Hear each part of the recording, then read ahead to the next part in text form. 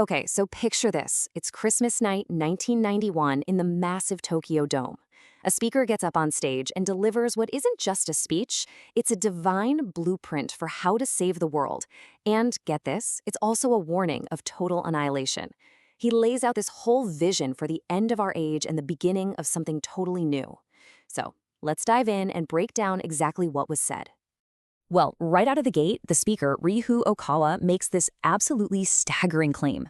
I mean, he's not just some guy giving a talk. He's saying he's a divine being. And this is only the third time in all of human history that he has revealed his true self to the world.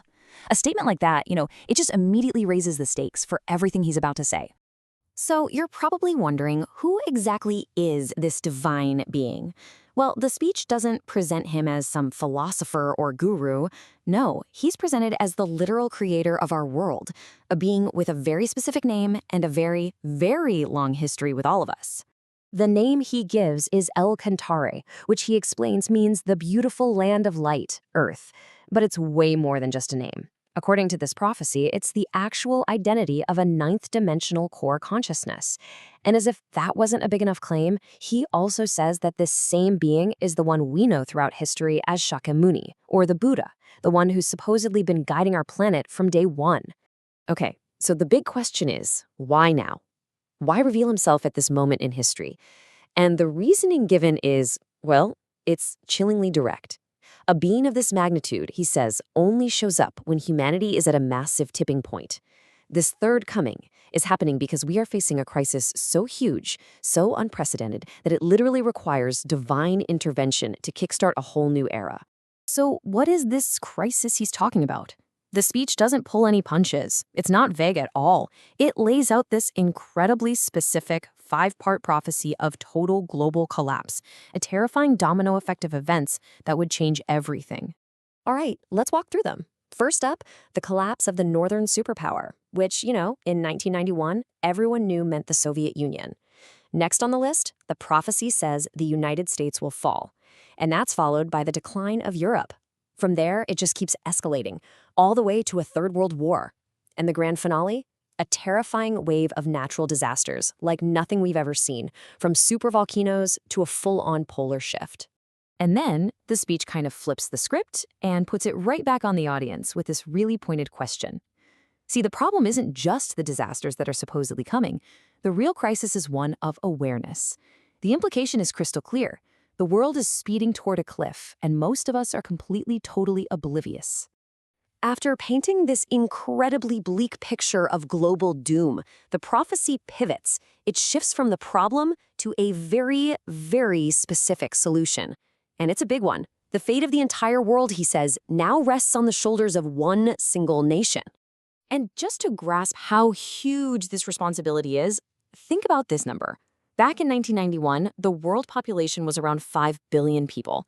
The speech is literally saying that the destiny of every single one of those lives is now in the hands of the people of Japan. I mean, the sheer weight of that claim is just staggering. And this is where we get this really interesting paradox at the heart of the whole thing.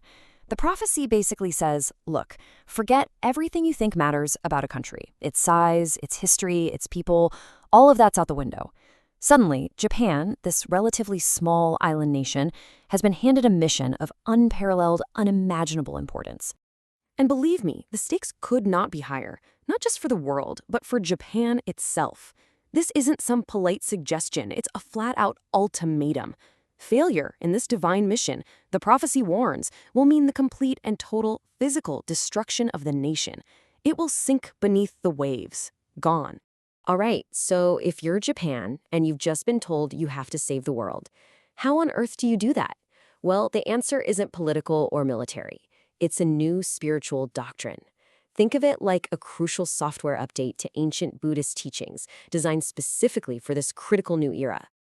Now, the audience listening back then would have known these 3 ideas inside and out. They're the 3 seals of Dharma, kind of the bedrock of Buddhism. The idea is that everything is temporary, that there's no fixed self, and that the ultimate goal, nirvana, is a state of perfect peace. For centuries, these have been the foundational principles. But here's the kicker.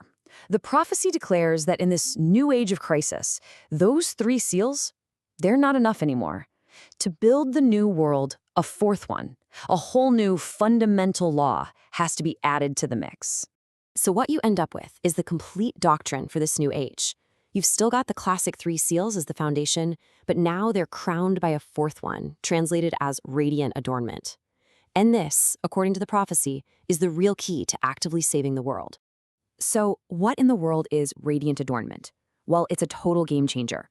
The traditional path is all about personal liberation, right? Achieving nirvana for yourself. This new fourth seal says, nope, not good enough. It commands believers to go one step further. They have to take their inner light and actively use it to transform the material world around them. It's a huge shift from passive enlightenment to active creation. And that brings us to the grand finale of the prophecy. This is where all the big ideas and theology get boiled down into a direct, urgent command for every single person listening.